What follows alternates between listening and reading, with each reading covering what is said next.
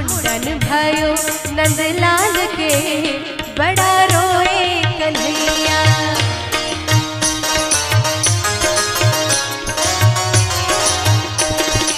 रोए कन्हैया बड़ा रोए कन्हैया बड़ा रोए कन्हैया।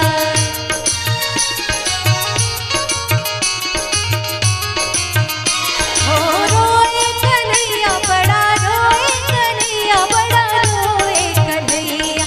कैसे कट गए सारे घुंघराले बाल रे सब चिढ़ाएंगे मैया।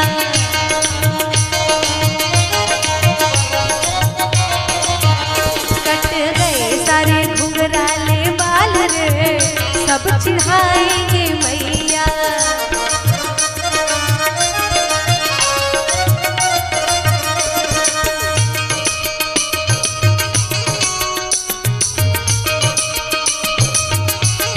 क्या बात है?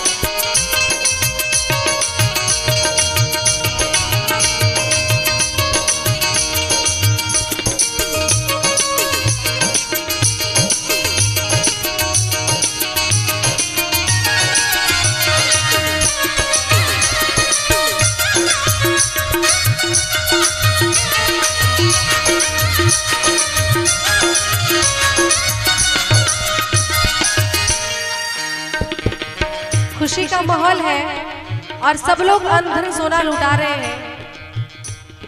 केरे लुटावे अनधन सोनवा, केरे लुटावे अनधन सोनवा। अनधन सोनवा हाजी अनधन सोनवा।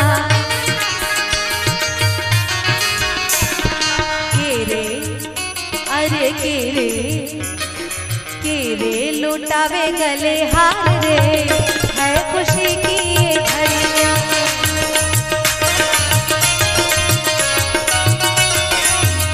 आज मुंडन भयो नंदलाल के है खुशी की ये घड़ियां।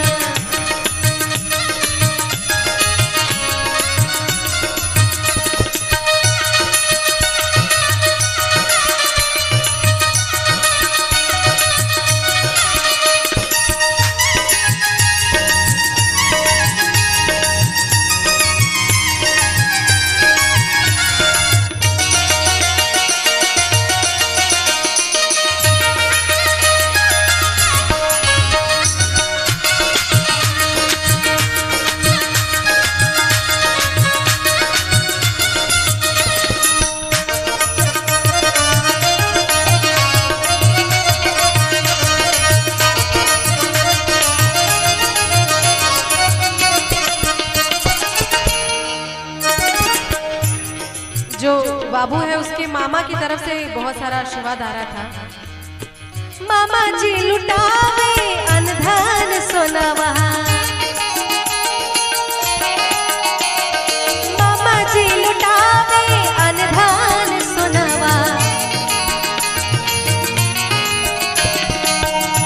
मामा जी कहाँ बैठे हैं जरा हाथ उठा के बताइए। पीछे बैठे हुए हैं, बताइए। इतने पीछे बैठे हुए हैं, चलिए कोई बात नहीं।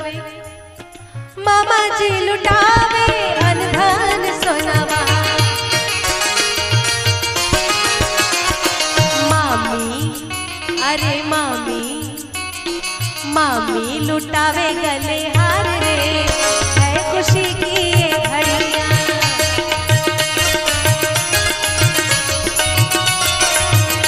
आज मुंडन भयो नंदलाल के बड़ा रोए कन्हैया।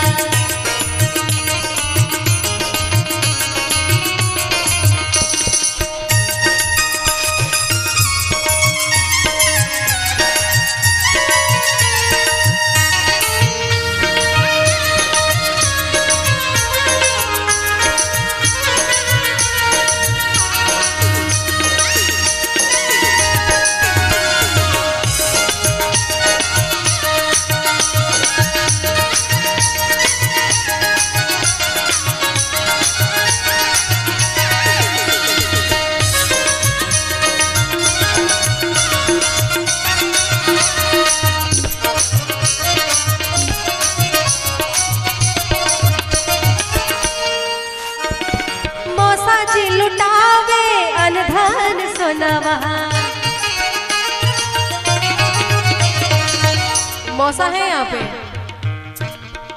नहीं है। फूफा जी है? फूफा भी नहीं है। फूफा है?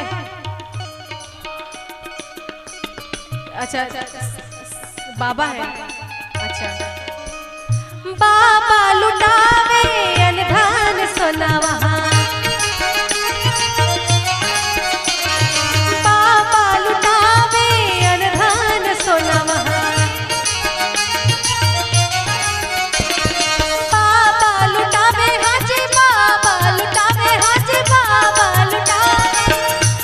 लुटावे अनधान सोना वहाँ।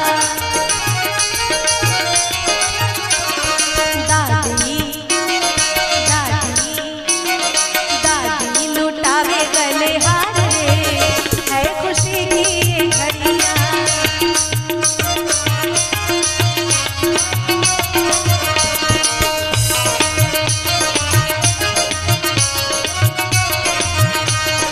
और देखिए बाबू के जो फूफा जी हैं उनकी तरफ से देखिए सच्ची में अन्न धन लुटा रहे हैं।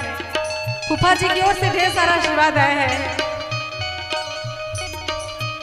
ये बहुत बेइज्जती कर दी आपने।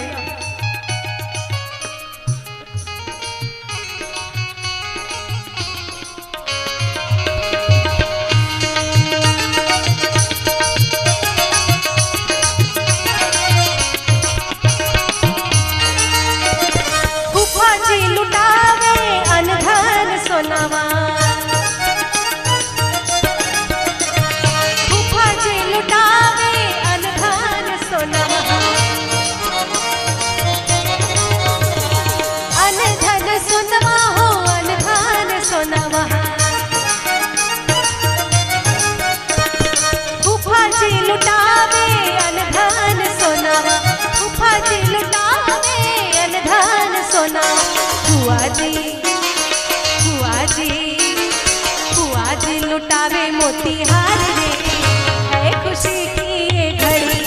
मुंडन भयो नंदलाल के, बड़ा रोए कन्हैया। मुंडन भयो नंदलाल के, बड़ा रोए कन्हैया। रोए कन्हैया बड़ा रोए कन्हैया, बड़ा रोए कन्हैया।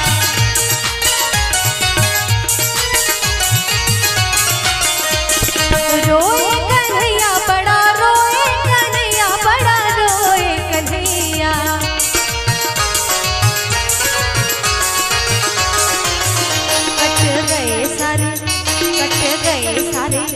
कट गए सारे घुंघराले बाल रे, सब चिढ़ाएंगे मैया।